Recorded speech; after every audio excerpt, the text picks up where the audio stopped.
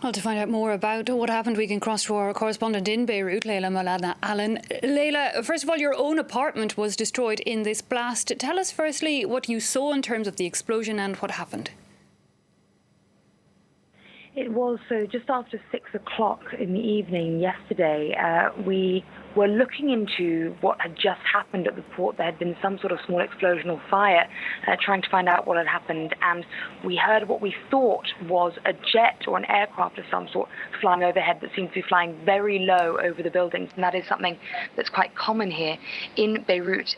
So I stood up to try and go outside to see what had happened. And at that moment, there was a blinding white flash, and all the doors and windows in the apartment flew off, all the glass smashed across the place, and everything was flying around. I threw myself into a corner and tried to take cover there, and started then just a few seconds later with ringing in my ears, stood up and went outside and saw a very similar scene on the street all around me. All the apartments in this area lived just a kilometre away from the port, and all the apartments around here had suffered in a similar way.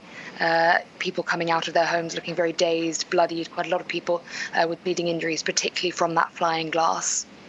Indeed, and Leila, I know you had to spend quite a time in the evening at the hospital getting stitches. Give us a wider extent, perhaps, of the damage that has been done across the city.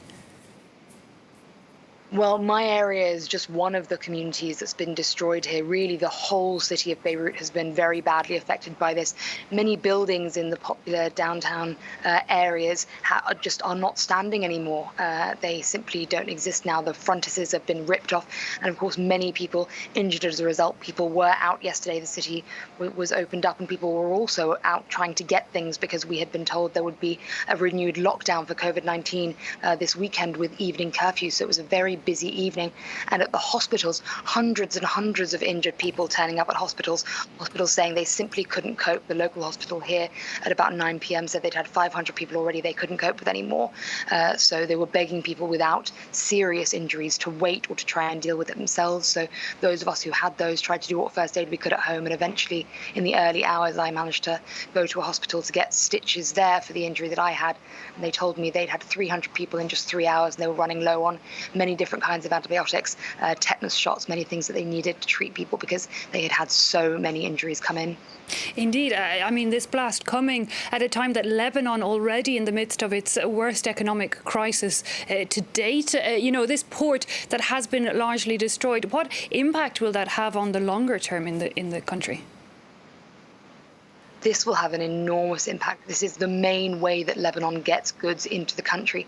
80% of the country's wheat comes in through this port. And of course, as we heard yesterday, the grain silos at the port also were destroyed. So the grain that was already in land that had been brought in is destroyed. And now they won't be able to get more in. Everything else is also brought in through that port. Many different kinds of food. Lebanon imports almost everything. And for hospitals as well, hospitals were already struggling because of the economic crisis that's going on here. They haven't been able to import the medical supplies and equipment they need for a long time, and now even if they do have the money to do so, they won't have anywhere to get it through. So there will be lasting, devastating consequences for the loss completely of Beirut's port, its main point of entry for all these goods it desperately needs.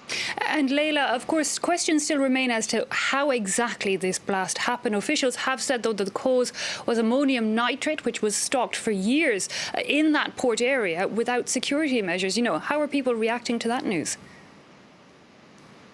People are dazed, shocked, absolutely furious. Initially yesterday, everybody thought this was an attack. As I say, those of us who heard that noise, which does now appear to have been the pressure from that explosion that sounded like the sound barrier being broken by a flying jet, immediately thought it had been an attack, that a missile had hit Beirut. And once it became clear that this does seem to have been the result of government incompetence, remember this is a country where for months people have been protesting against government incompetence and corruption, fury was really unleashed in people, and desperation, people saying, Lebanon is cursed, what can we do? There's no hope for us here if this can happen. The fact that government incompetence could have led to so many deaths, so many injuries, such destruction in the capital, and it looks like it was simply left there for up to 6 years.